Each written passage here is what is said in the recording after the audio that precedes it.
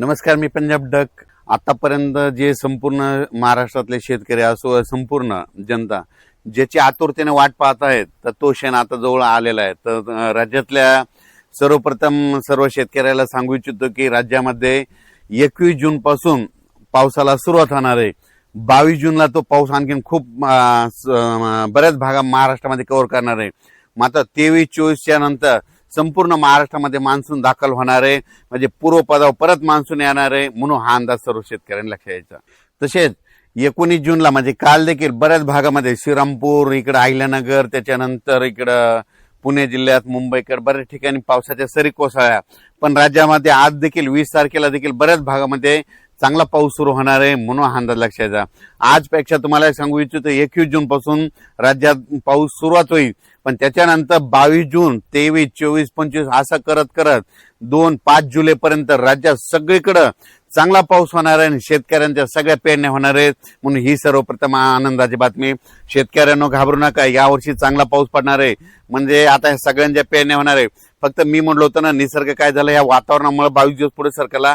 म्हणून भविष्यामध्ये दरवर्षी जूनच्या शेवटच्या आठवड्यात पेरण्या होणार आहे, म्हणून हे गणित कायमचं लक्षात घ्या. पण राज्यातल्या सर्व शेतकऱ्याला सांगू इच्छितो की सर्वप्रथम आनंदाची बातमी म्हणजे सोमवार, मंगळवार, बुधवार, गुरुवार हे म्हणजे सोमवारपासून जे पाऊस वाढायला सुरुवात होईल. मंगळवारी तर आणखीन खूप वाढणार, बुधवारी तर खूप, मग गुरुवारी असा वाढत वाढत चांगला 2 जुलै पर्यंत सगळीकडे महाराष्ट्रामध्ये पाऊस पडणार आणि सगळ्या राज्यातली सर्वांची पेरणी होणार आहे. म्हणून ही सर्वप्रथम शेतकऱ्यांसाठी आनंदाची बातमी. आज तुम्हाला एक सांगू इच्छितो की आज देखील तुम्हाला बघायचं झालं तर आज बऱ्याच ठिकाणी वारं बंद होईल. काल देखील वारं बंद झालं, त्याच्यानंतर आज देखील होईल. आणि दिवस मावळत असताना म्हणजे आज 20 तारखेला उद्या देखील तुम्ही बघा, आज खूप तांबडा आभाळ होईल. ज्या ज्या भागात जास्त तांबडा आभाळ झालं, वाटल्यास त्याचा फोटो काढून ठेवा.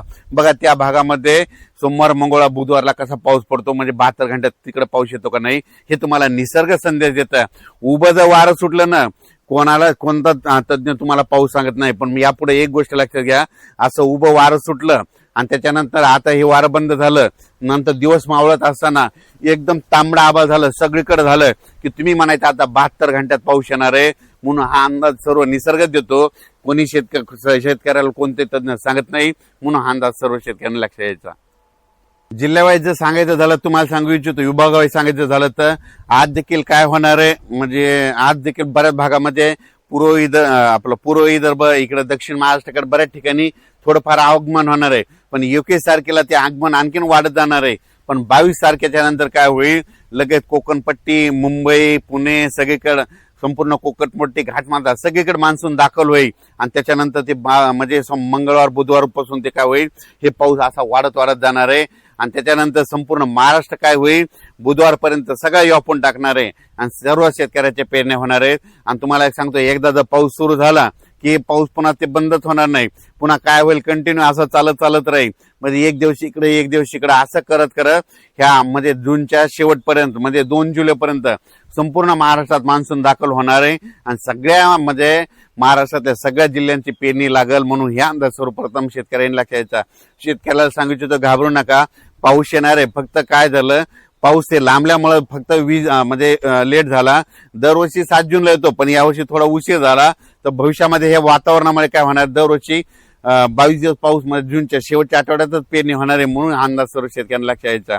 राज्यातल्या सर्व शेतकऱ्याला सर्वप्रथम आनंदाची बातमी, उद्या 21 तारखेपासून राज्यात पाऊस सुरू होईल. पण ते 21 तारखेला मात्र सगळीकडेच पडणार नाही. 21ला नुसतं आगमन होईल.